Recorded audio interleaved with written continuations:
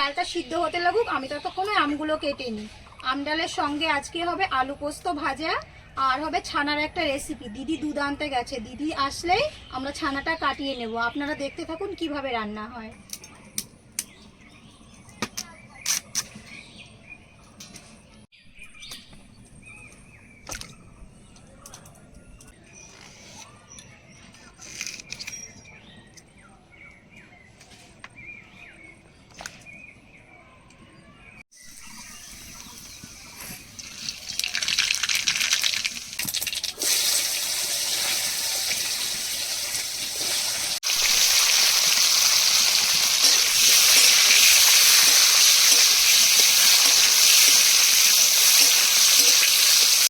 আমটা ভাজা হয়ে গেছে, এবার ডালটা দিয়ে দেব।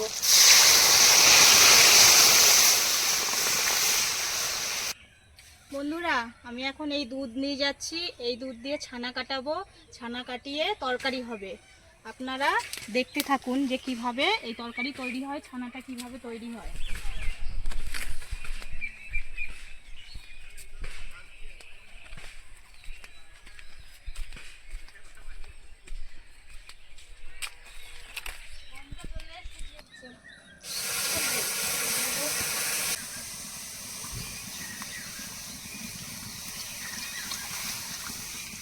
ছানার তরকারির জন্য আদাটা বেটে নিচ্ছি।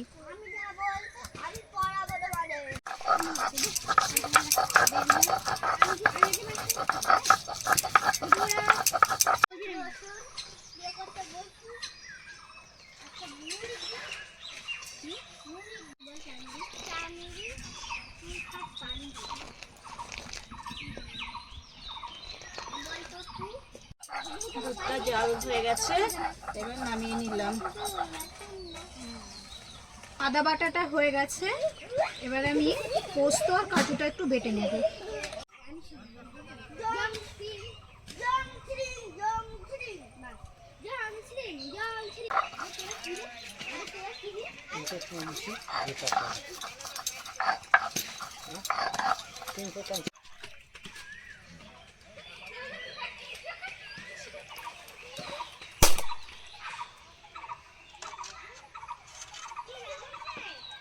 হয়ে গেছে, এবার এটাকে পরিষ্কার সুতির কাপড়ে ছেঁকে নিচ্ছি।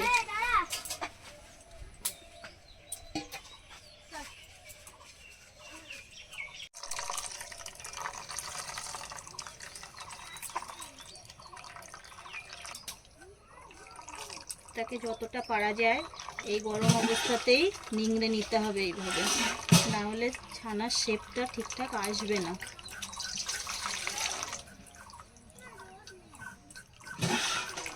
এটাকে এবার একটু ঠান্ডা জলে দিয়ে দিলাম।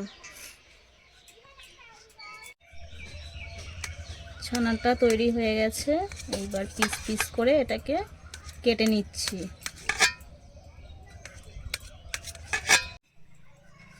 দেখুন ছানাটা কত সুন্দর তৈরি হয়েছে, বেশ সফট, এবং এটা খেতেও কিন্তু খুব সুস্বাদু হবে। এবার আলু পোস্তর জন্য আলুগুলো ভেজে নেব।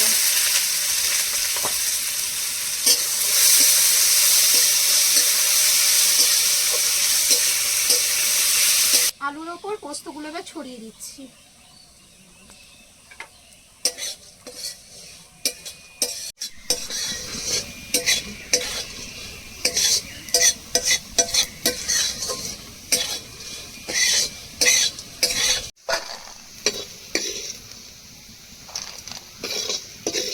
এবার ছানাগুলোকে ভেজে নেব।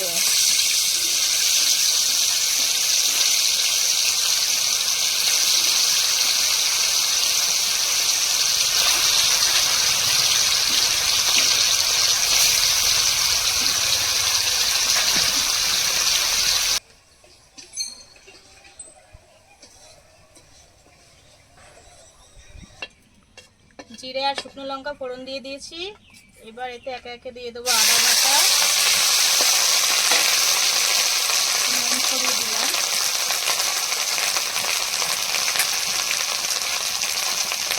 ধনে গুঁড়ো, জিরে গুঁড়ো, সামান্য একটু শুকনো লঙ্কা গুঁড়ো, ভালো করে এবার কষিয়ে নেব। কাঁচা লঙ্কা আর তার সাথে কেটে রাখা ক্যাপসিকাম।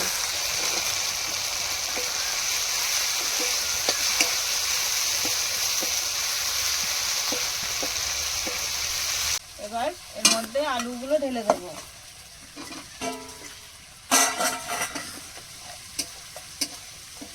এর মধ্যে দিয়ে দেবো কাজু আর পোস্ত বাটা।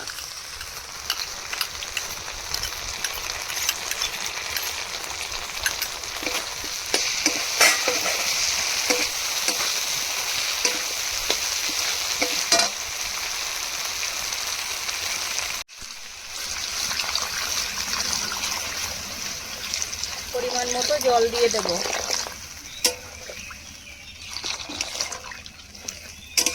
ভেজে রাখা ছানাগুলো দিয়ে দেব।